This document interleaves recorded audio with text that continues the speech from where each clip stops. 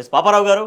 So ఒకప్పుడు వ్యవసాయాన్ని చాలా ఇష్టంగా చేసినటువంటి రైతులు ఇవాళ వ్యవసాయానికి ముందుకు రాకపోవడంతో ఐ మీన్ అంటే ముందుకు వెళ్ళలేక వ్యవసాయాన్ని చేయలేక ఇవాళ చేతులెత్తి చివరికి వాళ్ళ ప్రాణాలే తీసుకున్నటువంటి పరిస్థితి. అట్లీస్ట్ ఈ సమస్యని అడ్రస్ ఎందుకు చేయట్లేదు ప్రభుత్వం? అట్లీస్ట్ ఒక ఒక మాట చెప్పాలి ప్రభుత్వం నుంచి, మేము ఉన్నామన్నటువంటి ఒక మాట కూడా ఎందుకు ప్రభుత్వం ఇవ్వలేకపోతుంది అనేది. ఈ సందర్భంలోనే ఒక కనెక్షన్ కూడా చెప్పాలండి. నిన్న ఫిలిప్పైన్స్ కి బియ్యం ఎగుమతి చేస్తా ఇక్కడ కాకినాడ దగ్గర ఎక్కడో ఆయన ఇదే ఆంధ్రప్రదేశ్లోని ఒక పోర్ట్లో జెండా ఊపారు ఉత్తమ్ కుమార్ రెడ్డి గారు.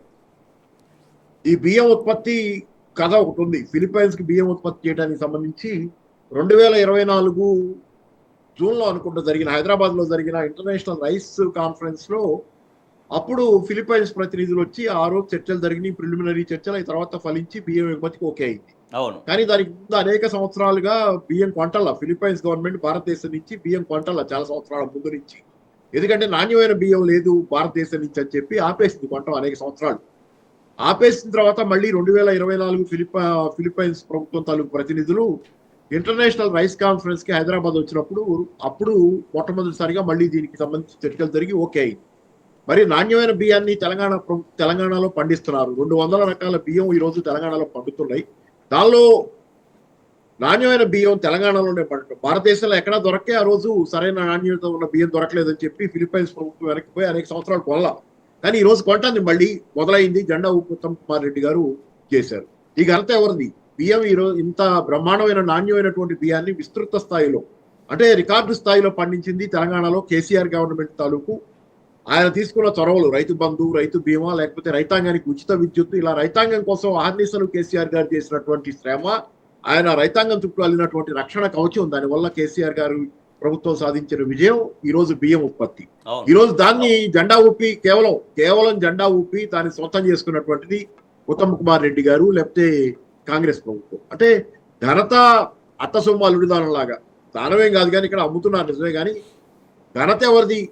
తెలంగాణలో బియ్యం ఉత్పత్తి పెరిగింది, నాణ్యమైన బియ్యం ఉత్పత్తికి పునాదులు వేసింది కేసీఆర్ గారు. ఆ పునాది మీద ఉత్పత్తి అయినటువంటి బియ్యాన్ని ఈరోజు అమ్ముకుంటున్నారు ఫిలిప్పైన్స్ కి. దాన్ని గొప్పగా నిన్నంతా టీవీలో తిప్పి చూపించుకున్నారు. కానీ అదే రైతాంగం, ఏ రైతాంగం అయితే కేసీఆర్ గారి ఆధ్వర్యంలో ఇంత ఘన విజయాలు సాధించారో ఆ రైతాంగం పట్ల మాత్రం అడుగడుగునా చిన్న చూపే. సన్నబియ్యం ఇస్తామంటున్నారు, ఇవాళ జనాలు తినడానికి సన్నబియ్యం ఇస్తామంటున్నారు. మంచిదే, ఆహ్వానిస్తాం. పీడిఎస్ ద్వారా ఇస్తాం, అదే సన్నబియ్యం అందరూ తింటారు ఇక్కడ ఇచ్చారు, మంచిది. కానీ సన్నబియ్యం పండించిన రైతుకి ఎంతమందికి బోనస్ వచ్చింది? ఎంత బోనస్ ఇచ్చారు? అసలు మొత్తం అన్ని రకాల బియ్యానికి బోనస్ ఇస్తామన్నారు, అదంతా బోయ. సన్న బియ్యానికి ఇస్తామన్నారు, అది కూడా పూర్తిగా నిజం కాకపోయా. రైతు బంధు, రైతు భరోసా వద్దన్నారు. రైతు భరోసా ఎంతమందికి వస్తుంది ఈ రోజు? రైతు బంధు నుంచి 12,000 చేశారు, 15,000 అన్నారు, 12,000 మాత్రమే ఇస్తున్నారు. ఆ 12,000 ఎంతమందికి వస్తున్నాయి?